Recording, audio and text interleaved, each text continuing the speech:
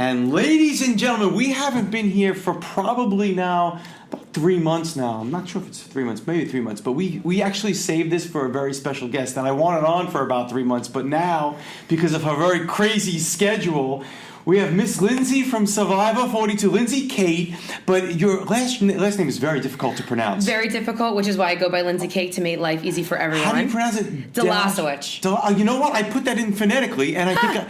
It is phonetically sounded. Yes, it is. But everyone very much struggles. They add letters that don't exist, and they have a hard time, and I'm like, you could just do Lindsay Dolash or Lindsay Kate. Lindsay Kate. Yeah, make it easy. All over the place. But ladies and gentlemen, Miss Lindsay Kate, thank you so much for coming. I've actually met you...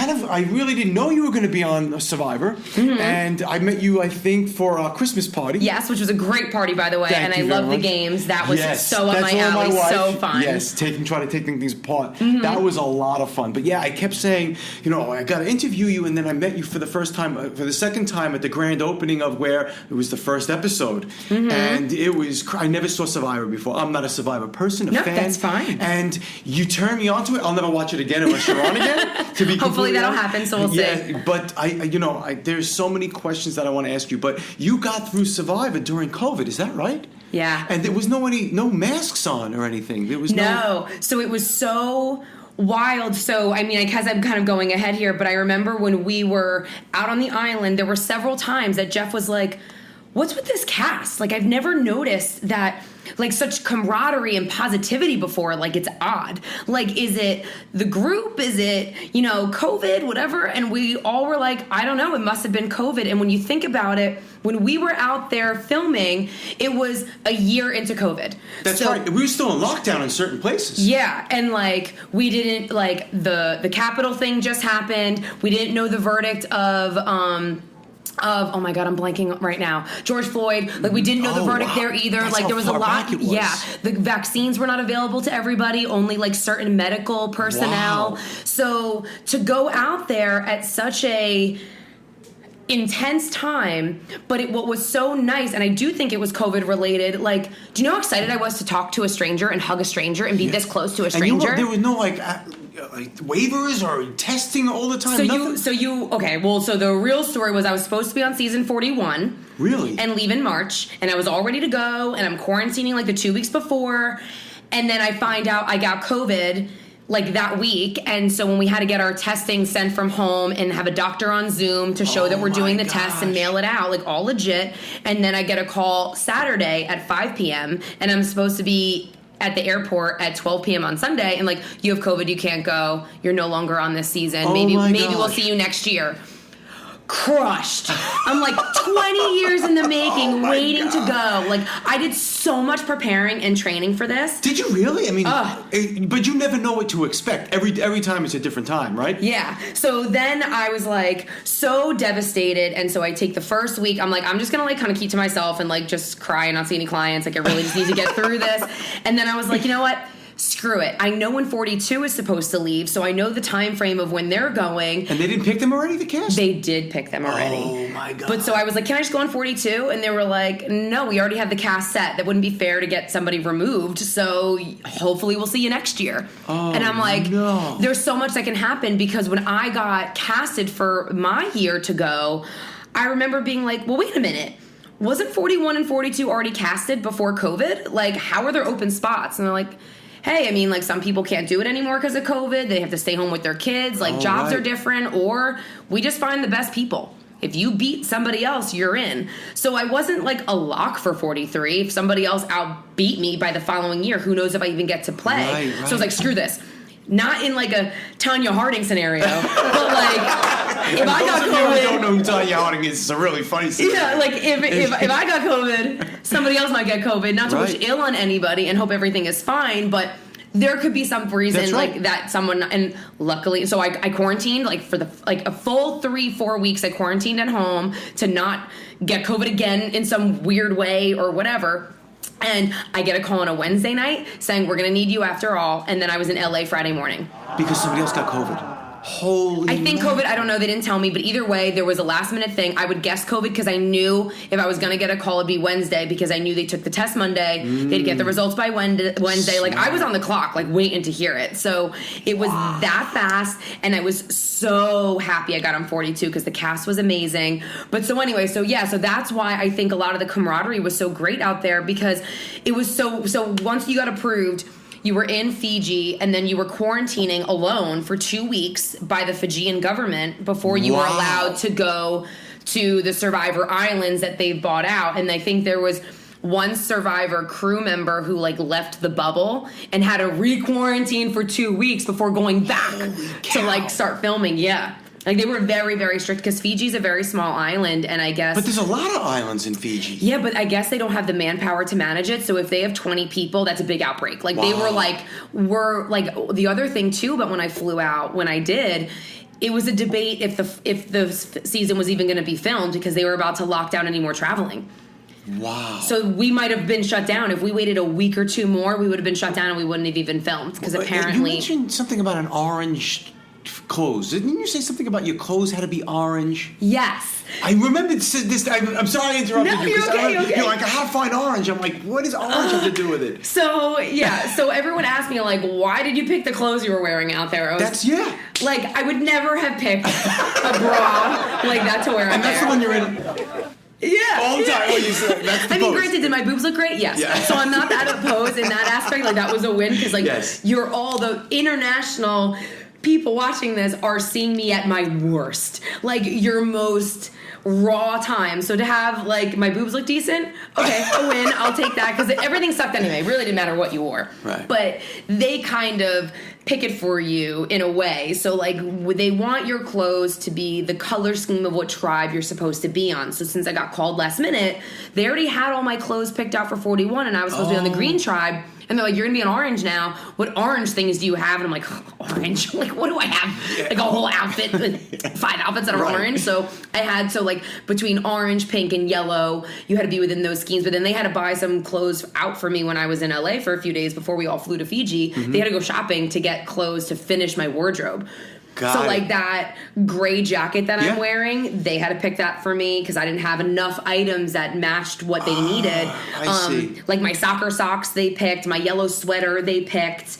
How much clothes are you allowed to bring? I mean, basically 2 outfits. That's it? Like one game day outfit, which is like what you'd wear for challenges, and then your like press day outfit, which is your day attire. So the reason why they pick all these items for you to wear is they really like that shipwrecked look. Yeah. So they want it. And I goofed around on the island because pretty much everyone I played with are like super duper fans. They know like everything, the ins and outs of like every team player, everything that was going on. And I know like the surface. Like I thought I was a super fan because I still watch the show. Right. But there's like deep fans, and they were like, well, Jimmy Fallon said on his show one time, like, get rid of the bathing suits, like, make it more shipwrecked, not a bathing suit. I'm like, God damn it, Jimmy Fallon, like, now I'm stuck here with a stupid bra with no bathing suit to wear. So they've adjusted it over time, but so that's why when you see, why is this guy wearing a suit? Why would she wear a dress? Why are they wearing heels?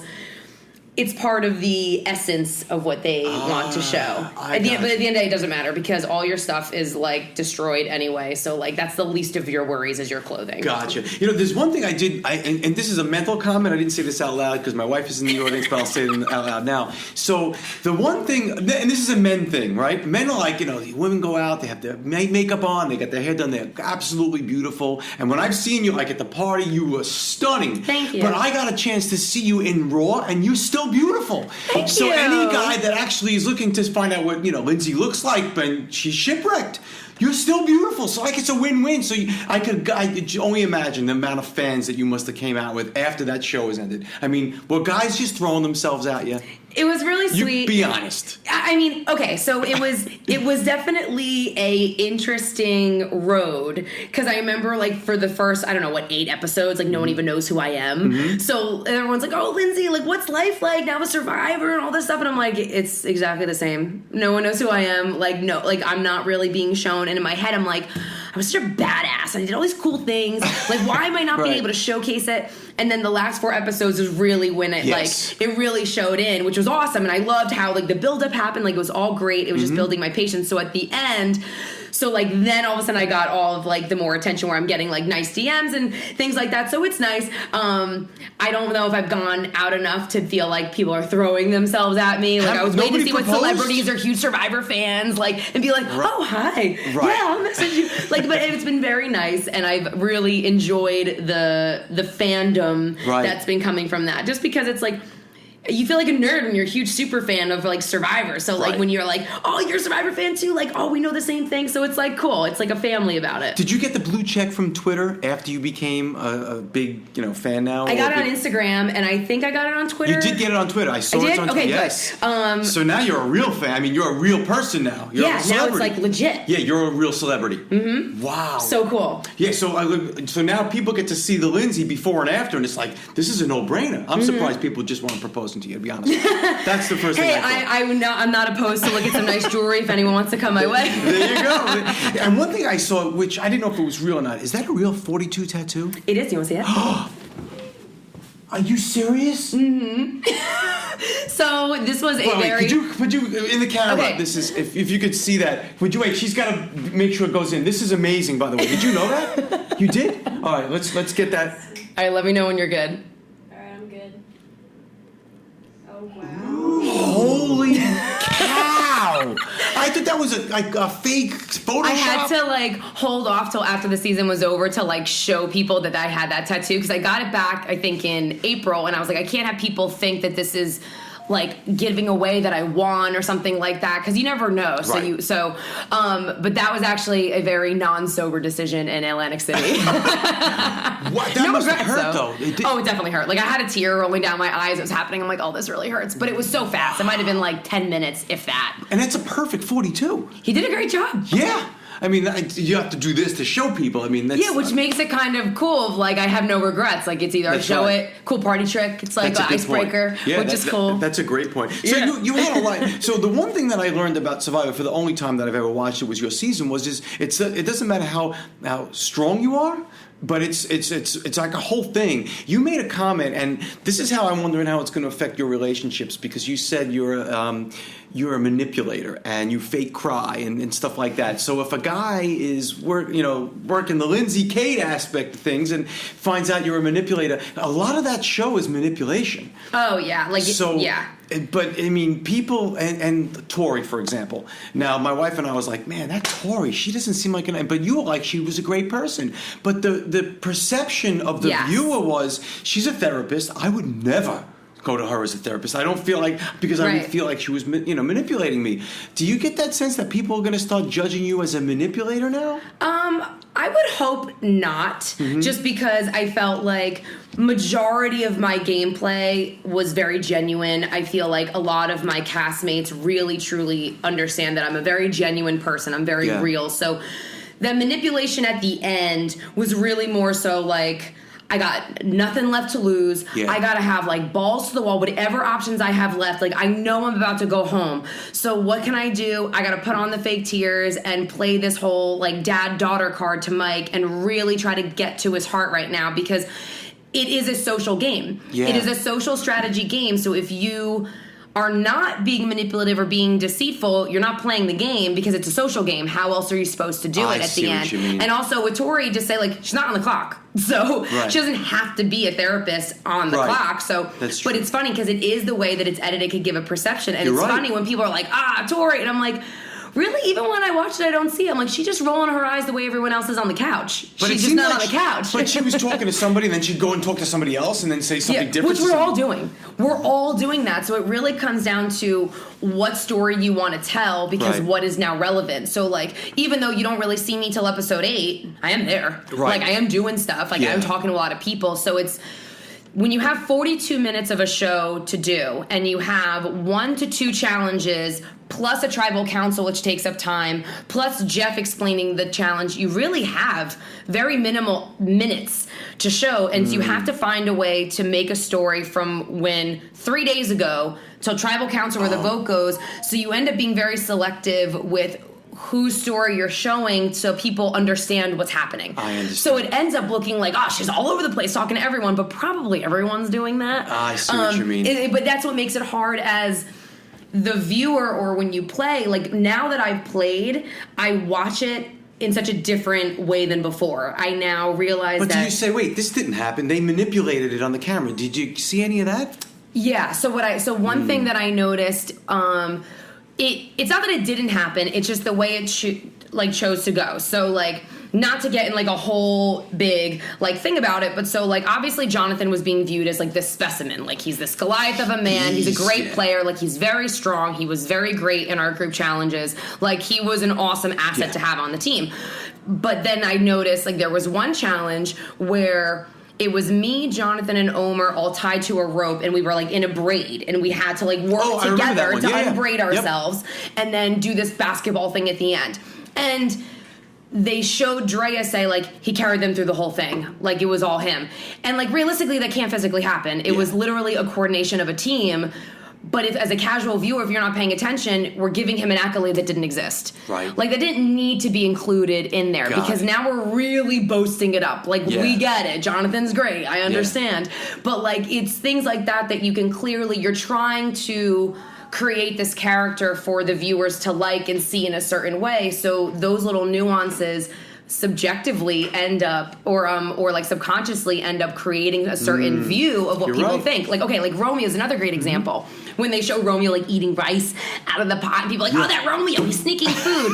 And like to me, I'm like, the dude had no food rewards. And he was he's literally starving. Like he's starving. Like he's gonna blow away in the wind. Like eat the damn rice, Romeo. Like these are the crumbs that no one 100%. wanted anyway. And it was really me and Romeo were the ones at the end. Like there'd be so much like only like no food left, but there'd be some like burnt pieces of rice on like the outside of the thing, and the two of us would just be like eating it, and like no one cared. So like the fact that they caught him doing it was so funny, but then people were so like angry about it, and I was like, it wasn't that big of a deal. But the view, I mean, it made great TV. Like it definitely was very entertaining because it's good to be very polarizing of characters to feel more invested in the players. So it's cool. But in reality, it was totally fine that he ate the 3 grains of rice. Yes. The one thing that I struggled with at the very end is when you gave Mike this ability to come back to your hut and have that. Remember, you picked him, right? Yeah. And they showed your parents talking to you and stuff like that. And I thought that was like a real good connection. And I feel like he kind of screwed you in there. Oh, he totally screwed me. Oh, okay. So we can say that. Oh no, it was very obvious that he screwed me. I still told Mike, I'm like, once this is all done, I need to sit you down and we need to have a serious conversation. Yeah, I can't believe he did that. I mean, Jersey Strong, Mike. What happened to Jersey Strong? I mean, this is something where, like, okay, on one end of it, it was smart for him not to take me because I feel like I would have had a better chance of winning over him. Yeah. That just wasn't his reason for not taking me. It wasn't.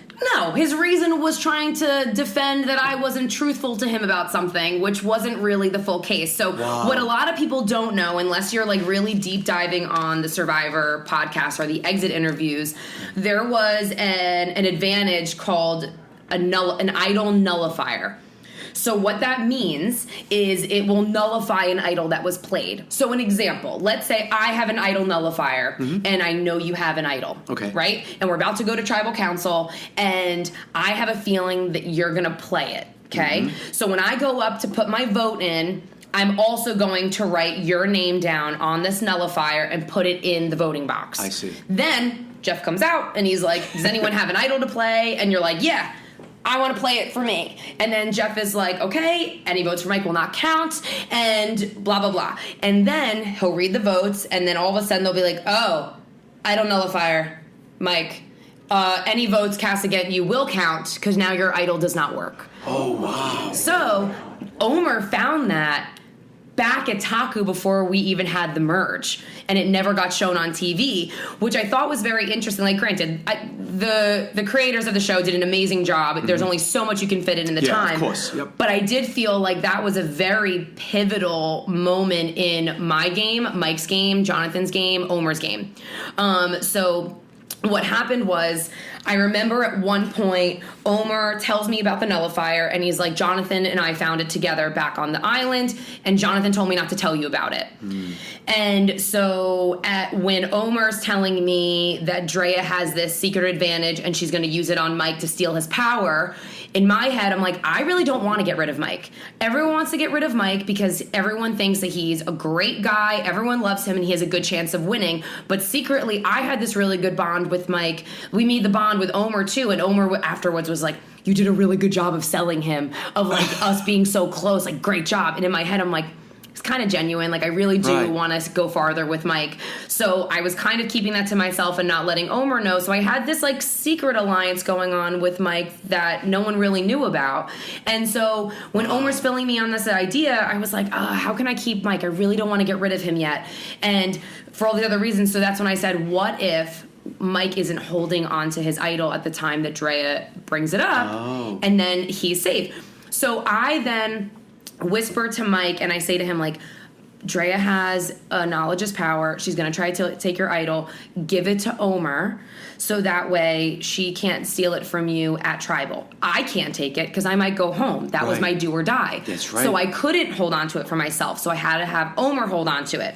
And then as that exchange happens, Mike gets up, and then Jonathan walks over and lays next to me. Now, mind you, Drea's like by the fire, and there was a very minimal time to mention all of this, so I had to kind of whisper to him, and Jonathan's voice really carries. And Mike and Jonathan both were not subtle whatsoever about pulling people and walking away and talking to people. Like, it was like, there's no subtlety. Like, this is so obvious when there's only me, you, and Drea, and you want to pull me aside. Who does she think you're talking about? Right. Drea. Exactly right. He was like, did you tell him about the nullifier? And I was like, no, I didn't say anything because I'm not supposed to say anything. Right. And so then he's like, what do you mean? And he like pulls me aside, and then I had That's to... exactly how he talks. What do you mean? Yeah. And then, so he pulls me aside, and then I have to admit and tell him, like, okay, so I did know, because like I couldn't figure out a better lie in time. Like, you're so underfed, like you just can't think of something. So I'm like, okay, yes, I did mention it. I was nervous to tell you because Omer told me that you didn't want me to know.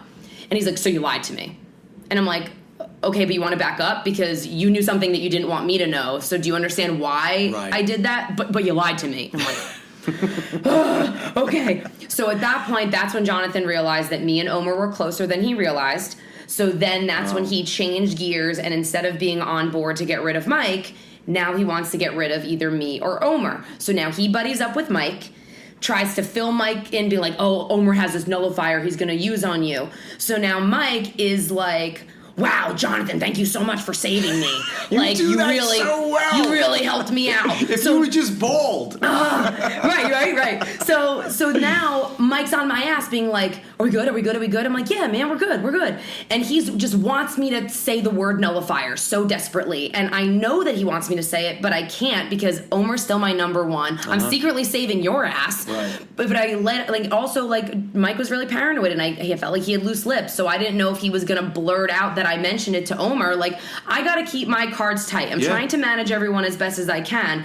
So once we got to this new godforsaken island and we're there, he's like, well, you just didn't tell me about the nullifier. And I'm like, really, Mike? Because I didn't say the damn word nullifier after all the things I did. I brought you on the challenge. Yeah. We did the family visit, which you straight up said to me, Stacy's going to be mad, but if I get to Final Four and I have to pick somebody for fire, I'm bringing you with me. Wow. Yeah. So we made that promise. And then I'm like, and then I saved your ass against Drea, and I really made sure to protect your idol, so that was good. Like, what else do you want from me? Like, what has Jonathan done? By the way, he tried to vote you out twice. So who's better loyalty? Do you guys know who's voting somebody out? I mean, because we see it on the TV. Not until after it's over, but I know where Jonathan was voting because he was in my Taku group. So I'm filling Mike in with all the tea, and he just can't change his mind, and I feel like he held on to that to justify not taking me, knowing it wasn't the smart move, but trying to say, well, you didn't stick to your word, so therefore I'm not going to stick with you. And I'm like, oh, fuck. Wow. After all the proof that you've given. Yeah, so I mean, insane. like, but you know what, though? I do have no regrets. Like, I have no regrets. I loved being on the jury. That was so fun.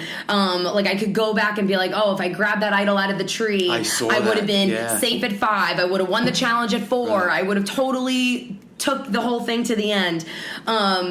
But if you think that way, like, you're just gonna like devastate yourself. But you were the biggest threat on that show, and I say that because if you remember, it was the show that I think you got kicked off of. There was an instance where you were going up against Jonathan, and it was you doing a puzzle and Jonathan did. He put like two pieces together, and all you see is him watching you like, there's no way I'm going to be able to figure this out. Like, you were his biggest threat. Mm-hmm. So getting rid of you was probably a big thing. Maybe because his relationship with Mike. Oh, he was just hoping Mike was going to win it because he knew Mike was going to take him to for food. And I'm like, this ass. like it just looks bad. Like, this is a game for $1 million and you're literally going to stop. Yeah.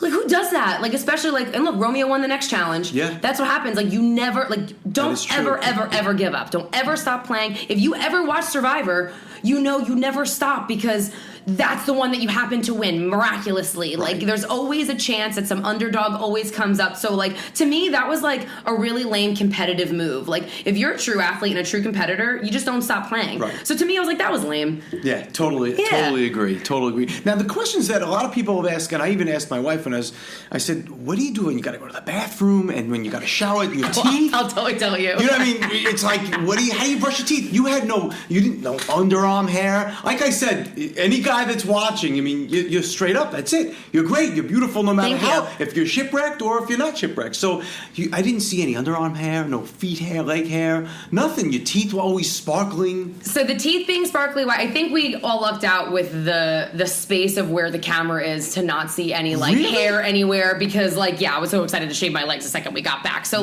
thank you, camera crew, for zooming out enough to not show any of that. But the teeth, I think it's more like you're not eating anything other than coconut, really. You were doing something in one of the episodes. Yeah, so you know the palm fronds, like those flower things that you put over the roof or whatever. So I took the stem of that and I just peeled it off like a string cheese. And I'm like, oh, you want a flossy? You want a flossy? You want a flossy? And like we would use that to kind of like clean our teeth.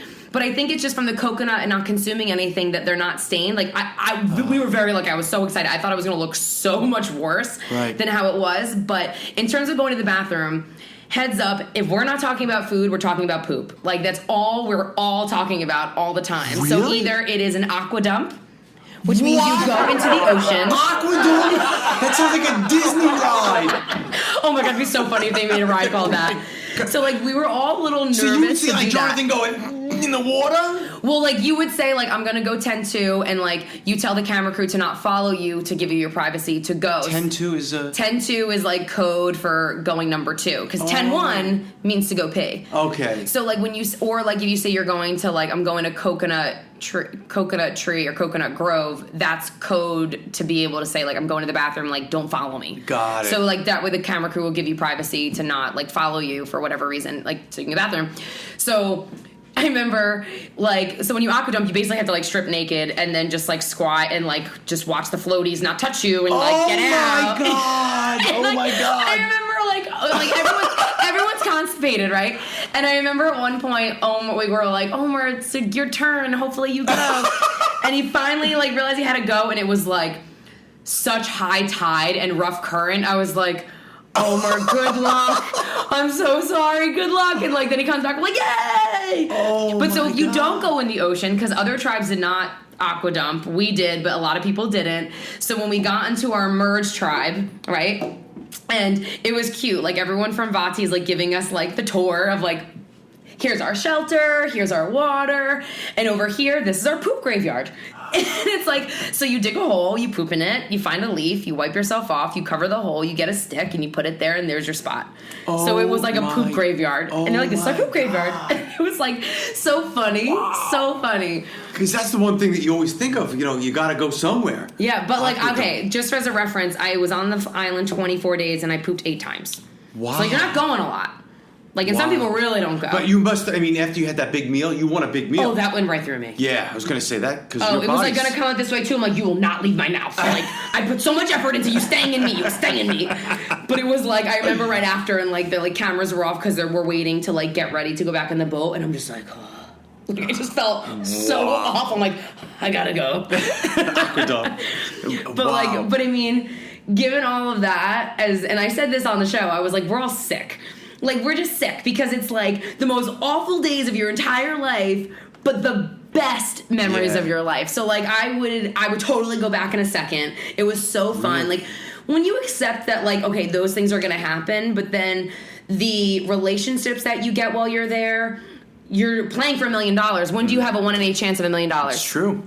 When you have a 1 in 7 chance of $1 million. When do you ever have a chance of $1 million? Exactly. Yeah. Like, other than the lottery, right? Yeah. But, like, what was also really cool and totally random was, like, so when you're getting ready for the challenge, like, there are people that, like, mic you up so they can hear what you're saying when you're at a challenge, whatever. So then you're stuck in a tent, not talking to anybody, because if the cameras are not there, they're like, this is lockdown, you cannot talk. Because if, let's say, hypothetically, there's plan A and plan B going to tribal council, and then you whisper to someone, like, we're doing plan C, and the camera doesn't get it, the audience has no idea what happened. So there's no way to tell the story. So they really are very strict of if the cameras are not there, you do not talk.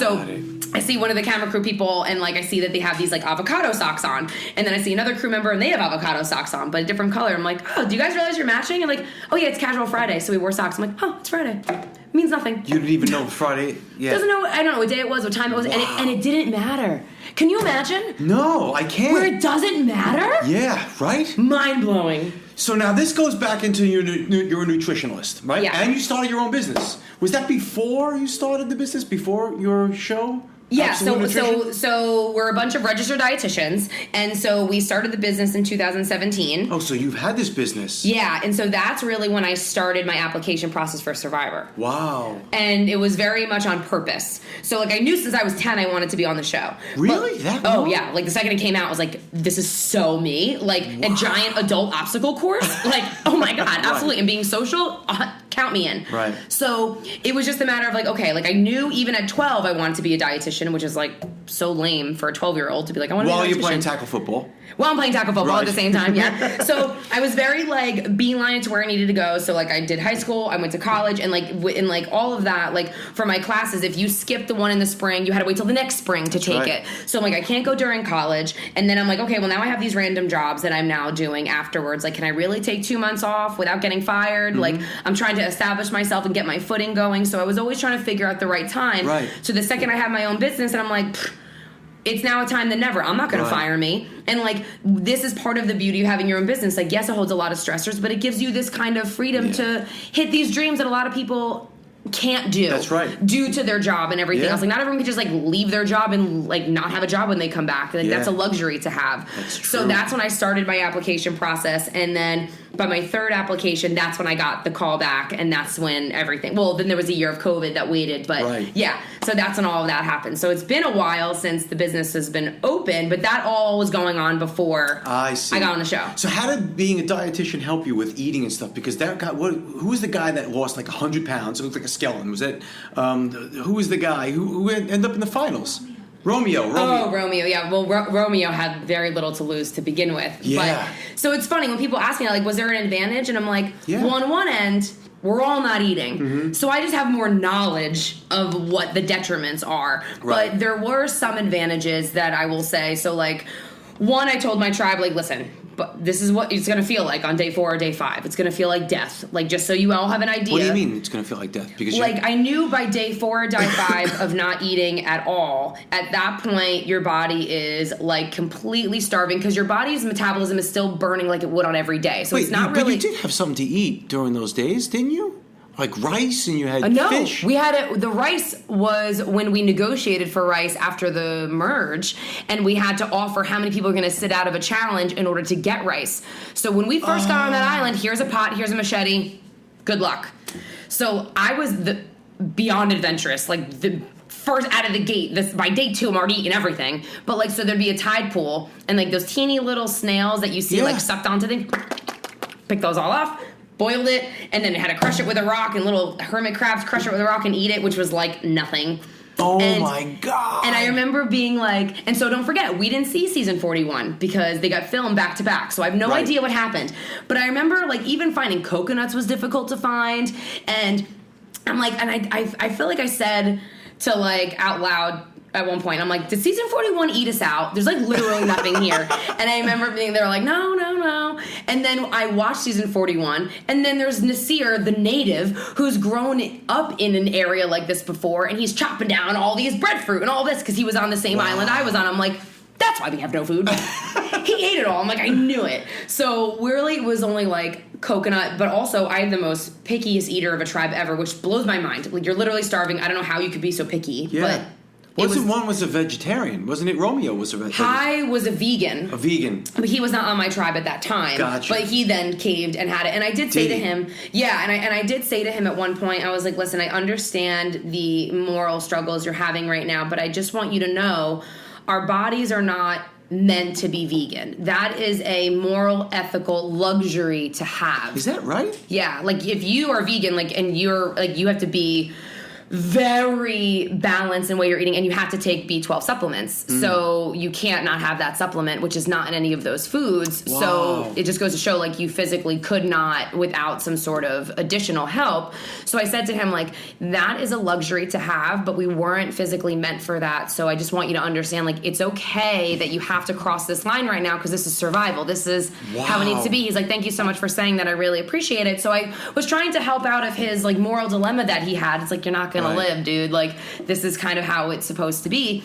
But so then we found this breadfruit, which I guess is kind of like a potato. So I know our body runs on carbs. That's how our organs function. That's how our, like our brain function. Like, well, really all of our organs are functioning on carbs for energy. But then coconut is fat, which our brain uses for, like, cognition and everything else. Right. So I knew we had, like, one breadfruit a day, if that much. And I said, guys, we're only eating once today. We're eating before the challenge. We need to have this breadfruit before the challenge to give us some fuel beforehand, and then we'll have to deal with everything later. It's not worth losing a challenge because we're so hungry to save it to eat before tribal. And then I kept saying to everybody, like, not to be annoying, but I'm going to let you know, like, we got to drink water. You have to have 3 of those bottles a day. Like, I'm keeping you guys on top of that. They give you a water bottle, and then you have, like, your well to take water out of. So, like, I was on top of people with that, and knowing the timing of when to eat right before the challenge I thought was helpful. So that was good knowledge. And then the other part where I feel like being a dietitian was really helpful for my strategy was when we had to negotiate for rice. So this was the second merge challenge. And I remember the first merge challenge, we were doing the blocks with the rope. Yeah. And I didn't win, but when we all hugged, Mike was like, they know now, they know. And it got in my head of, like, they all know you're a threat, which was, like, my biggest worry going out there, that I was going to be looked at as a challenge threat and get voted off immediately. I wanted to be under the radar, which is like, Jonathan, you want to be ahead and show off? Go for it. Everyone's eyes are on you. No one's even paying attention to me. Like, that was what I wanted to do. Strategic. Oh, yeah. That's brilliant. I thought that was just a camera. Because Jonathan, he was a good-looking guy, perfect body. I mean, what did you call him? Captain Jarrow? I said that he looks as if Thor and Jack Sparrow had a love child. That's exactly. And it's true. Yeah. Oh my God, exactly that. Yeah. So that got me all nervous that I thought that now everyone knows. So now it's the second challenge, and at this point, I'm already, like, brain dead. Like, I can't. Like, there's so many of us. There's, like, 12 of us, and all these different strategies going on, and I cannot follow. Like, I can't grasp what's going on, and I know it's because I'm not well fed. Like, you just start losing that sharpness, and I was like, I will not last longer in the game if I don't eat. So whatever this next challenge is, if there's a food opt out, I'm opting out because I felt comfortable in my position with my alliance who I had. I don't need to show off my strength this early anyway if people are already hinting at it. And who cares if I win? I'm brain dead, so I'm not going to make it any farther. Right. So while when I would watch as a kid and I'd be like, I would never sit out for food, never be survivor confident, always play and always compete. But now I'm like, strategically, this is a smarter move. And that challenge was balancing with 2 sticks on this buoy ball. By the way, I was watching you there, and you were meditating. You wasn't even like... No, you're thinking of the other one where there was the ball on that thing. Yes. Oh, I could have been there all day. I know, I saw you there. That was amazing. Balance, I'm like so good with balance. Yeah, but it looked like you were like so zenned out. And the ball could have just did anything, but you knew you had it. And Jonathan was up there against you, and he lost on that one, right? Yeah. Wow, that was amazing. Thank you. That was amazing. So I was like, this is also a challenge where like it's anyone's game. Anyone can win this. So it's not really a great chance I'm going to win anyway and expose my abilities. So screw it, I'll sit out. So that was my dietitian standpoint of sitting out for food. And then when Omer picked the cake and the cookies instead of sustenance of like chicken and veggies, I was like, that was the smarter choice. Like cookies and cake was definitely the smarter choice than the chicken and veggies. That's not true. Yes, 100% true. Okay. Sugar and carbs as opposed to chicken? Your body uses carbs for energy. Yeah. Not chicken. Like, right, so but cool. Protein. Cool. So you sustain your muscles that are already half eaten away. And it's like, what, maybe 100 calories and the Right. veggies are 25 calories? Well, the cake is going to be like 500 to 1,000 calories between the two with carbs and fat. Carbs for your energy to function, fat for your brain to function. 100% the better move. Really? And also calorically just having enough. Like, you are so starving. Like, your body doesn't care what it is. Like, okay, that's like the equivalent of like you lost your job and someone's going to offer to pay you in nickels. You're like, no, I only take checks. Gotcha. Who cares how they're paying you? Yeah. You're getting calories and food. I So see. cookies and cake, who cares what it is? It doesn't matter that it's sugar and like all that. Your body needs it so desperately. Like, you're not see. at this luxury that your body's like, no, that's sugar. I don't want it. Yeah, like, but I mean, it's gonna take it all. Right, but I would think that the more natural thing would have been chicken. I would have taken the chicken. But if you're a dietitian, you know better. Right, you see that? So that's the difference. Has this helped you in terms of new clients, getting the new clients? Some, Look at that smile! but people don't care about nutrition as much as I hope that they would. Right. So it hasn't been as lucrative as I was really hoping it would be. Like, Yeah. people are excited about me. Yeah. But when I post something about nutrition, it's like, wah, wah. Like, no one really cares as much. So Yeah. I have to figure out like a different, I don't know. And I really was thinking, like, I felt like I like resembled the image of what like a strength would be, and like just being well fed and all of these things. I thought that that was going to play a role in resonating with my profession. Right. But I think that that kind of got lost, and it was just Lindsay Right. and like who I am as a person, which is great. But I have a business, which is really exciting, that I would love for people to talk to Yeah. me in that. So I have some clients that I've gotten who were like, oh my God, I'm totally fangirling right now. This is so cool. But now we've gained a really great relationship, which is great, Right. throughout our nutrition sessions. And they've been like so grateful. They were so excited. And they were like, honestly, if it was anybody else, I probably wouldn't have listened. But because it was you, I Wow. really wanted to follow it. And I'm like, you're actually one of my best clients, because as much as you think, okay, here are some like great suggestions that we're going to collaborate and, you know, agree to do. Not everyone follows through with it for multiple different reasons. Right. Like, a lot of it's more motivational based, or like other things that are getting in the way. But it was really cool for somebody to really just follow through with everything that was like presented, and then reaping all the great benefits from it. So it was like, oh, this is so awesome. So that might be a good poll going forward for any of you guys interested in wanting to. Yeah, so let's tell everybody. Yeah. So okay. So I have a one-on-one nutrition counseling business. We're full of registered dietitians.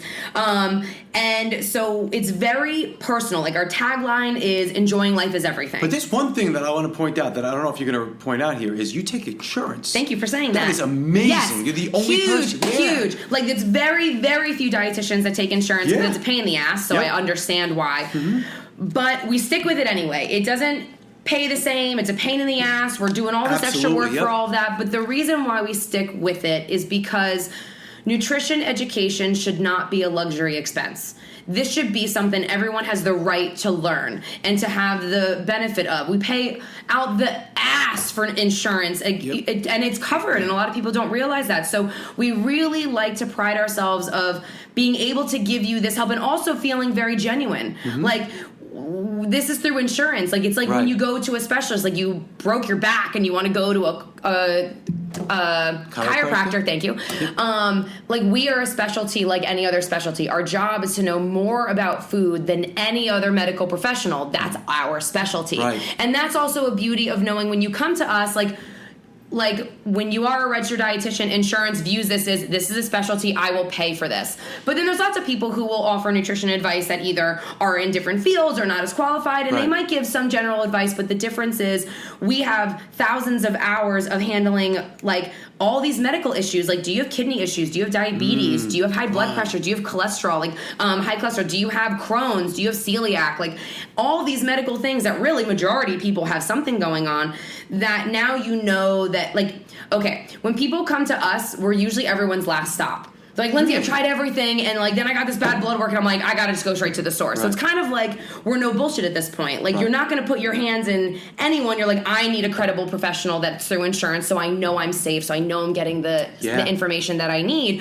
which is great. So you know that you are safe, that there's no accidental negative thing that might come from that. Then and like, for instance, like if you do have diabetes or something else going on, like, be careful with just looking online and just following something. Like, this could really be damaging. Or if you do have like some kidney issues and then you're on the super high protein diet, like, oh my God, this is so bad for your kidneys, don't do this. No, so what's your website? Because on the website it's got the insurance place, it's got all the profiles of everybody in your business. So what's that website? So it's absolutenutritioncounseling.com. So if we could put that in, Absolute Nutrition. Yes, and then our Instagram is Absolute Nutrition Counseling. Also feel free to follow me, Lindsay Dolash, on Instagram, because I will post a lot of things for our business as well. So that's where you'll find it. And then we have a phone number on there that you can call with Jen. She's amazing. She's our admin who handles all of the intakes. That's great. Yeah. And everyone's a little bit different, and everyone's styles are different, because I could just tell you what to do and be on your way, but it's the counseling aspect, which I know that you had Revolutionize on here before, which they were saying very similar things, which is very true. Like,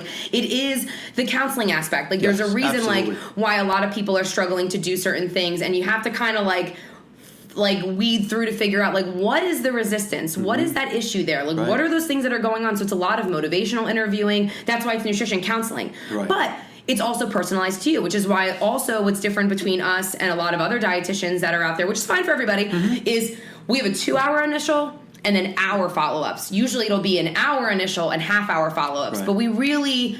It's so hard for me to really dig deep and find out all the things of, like, what worked and what didn't work in 30 minutes. Like, it's like, all right, quick. Like, I feel like I'm, like, rushing. Well, now I can really dive deep and, like, okay, you got a promotion and now you're traveling a lot. How are we going to manage doing all these things while you travel and while you're balancing all these things? I have a client who's got a promotion and now has to go back to the office, but he moved, so he's so much more far south, so he has to travel a lot, and he's doing his master's program, and he's doing something else, and having to balance all of those and make life somewhat more manageable, and feeling like, I love that I know I'm on the right track because I don't have to do all this effort to think about it. And me and Lindsay have already discussed what things I like, what's reasonable, what's not, what's affordable, and what's sustainable, because it's also, like, culturally. Like, I can tell you all these things, but that's not culturally with what you love to eat, then you're not really going to want to have it. It kind of takes away from you wanting to be a part of who you are. That's right. And then the relationship with food. Like, no food shaming, no body shaming. Like, I also work a lot with eating disorder clients. And that, I feel like, has really boomed my education as a dietitian, because now I talk about food differently. I now can see red flags when people talk about certain things differently, and there's might not be a lot of people with eating disorders, but there's a lot of people with disordered eating. And that's just from the culture of America. Like, eating disorders are not running rampant in other countries. So if somebody, let's say, is in Louisiana, could they have a virtual session with you? Do you expand that far? Yeah. That's all. I didn't see that on your website. Maybe you should put that on your website. Okay. I definitely will do that. Thank you for pointing that out. Because you can now host to anybody. Yeah, so really that was, like, the beauty of COVID, I guess, if we're going to put that there, is that we really had to branch out to virtual, and a lot of insurances have granted virtual appointments.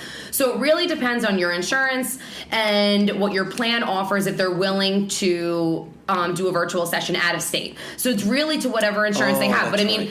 Listen, cash is king. Whoever wants to pay cash, you're more than welcome to pay out of pocket. What's the cost for, like, a virtual 2-hour session initial and then an hour after that? It would be $300 for an initial and $150 for a follow-up. But majority of our clients are all through insurance. Like, I have a small handful of people that are out of pocket. So it's really just a matter of if your insurance covers 3 visits a year or unlimited. So, or for $39, you can get a Cameo for like 15 seconds, yes, 30 seconds with Lindsay, right? But I talk a lot, as you guys all know, so you'll probably get like a 2 to 5 minute Cameo rather than a 15-second Cameo. And then you can just dietitian, any questions, right? Yeah, any questions. If you want a Cameo just for a nutrition question, like, I love this. Like, I love what I do. I'm so passionate about what I do. Absolutely. And I love that you can tell, because I just love food. I'm a huge foodie, and I love people to feel great and feel healthy, and the way to marry the two, to be able to love what you eat and love your life and what you're doing while being healthy at the same time, rather than having to pick one or the other.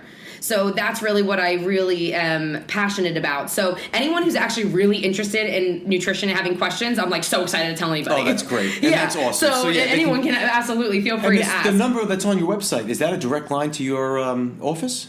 Yeah, that's the 908 number. Yeah, the 908 number. That's our office line. Yes. Oh, that's great. So then you can we'll put that on the website. All that stuff. Yes, please, definitely do. There's one. I do want to give you some grace here, because I learned so much about you during the episode. But the one thing I took away was the last, not the last episode that I saw, but when I was with you and all your friends.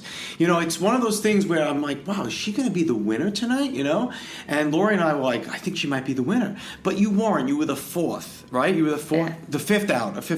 But when we were all watching, and the crowd that just screamed for you, and everybody just loved you. And it wasn't an ego thing. It was like, oh, I didn't win, so I don't want to have this party. It's like you threw this big celebration. It was like a celebration of life, right? Yeah. And that's what it's all about. You could see you really shine through that. And a lot of my friends who didn't know that I posted a couple of pictures with you, and they're like, she's my favorite on Yes. and I think somebody Maddie, she was one of your favorites. She goes, I gotta come here for the podcast. But when I was there, it was like there was no ego. It was just about the love of life, and all your friends just loved you, and everybody was looking at you. It was like a wedding day for you.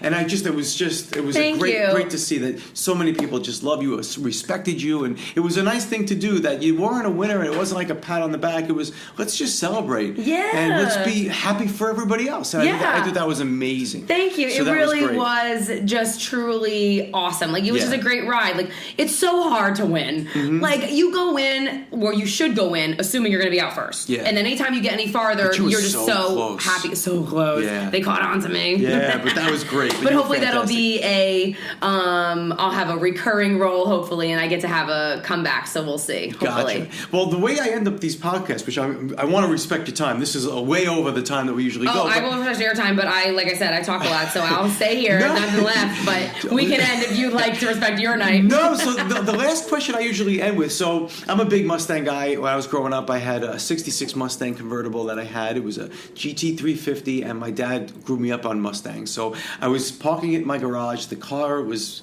in the garage. The garage door was coming down. I said to my dad, Dad, I love this car. And he looked at me, he said, I was just at church the other day, and the pastor said something like, everything that we own in life, everything is going to be owned by somebody else one day. What are you here for? And I didn't realize what that really meant until I reflected when I said, the car is going to be owned by somebody else, and somebody else does own that car. My house, gone. Somebody else owns that house. And I'll ask you, so do you want to be remembered for 42? Or do you want to be remembered for the person that helped the hundreds of people with their diet and get them healthy? I mean, what do you want to be remembered? What's your legacy? What do you want that to be? My spirit. Like, the spirit and being positive and uplifting. So if it was going to be for 42, it would be solely that I was able to touch 5 million people and hopefully be able to give a good message of being a good team player and trying to keep the team cohesive, always being positive, having a smile on my face, being grateful. Like, I didn't win, and I had a great time, and I had no regrets. It was amazing. That was great. And then from the nutrition aspect, I would love my passion and positivity and determination to want to rub off to other people and just have some grace for themselves. People are very hard on themselves. Yeah. And I kind of grew up with the mentality of like, well, did you try your best? Mm-hmm. Yeah. Then that's great. Right. As long as you tried your best and you really enjoyed yourself and kind of give yourself grace, like, to me, those are really what's most important, because like that's what life is. Like, those material things or some goals you might have might not always be there, but the memories are what you're going to have, and your outlook on life. And I do feel when you put out positive, you gain positive. You can always look at things in two ways. So would I rather be in a positive mood or a negative mood? Right. I'm very positively driven, because why would I want to feel negative if I can find a positive spin to it? And that just keeps you going. That's awesome. That was a great answer. Thank you. Ladies and gentlemen, Miss Lindsay Kate, and you can find her on Cameo and also the Absolute Nutrition. Thank you so very much. Thank you so much for having me. This was really fun. Yeah, it was a lot.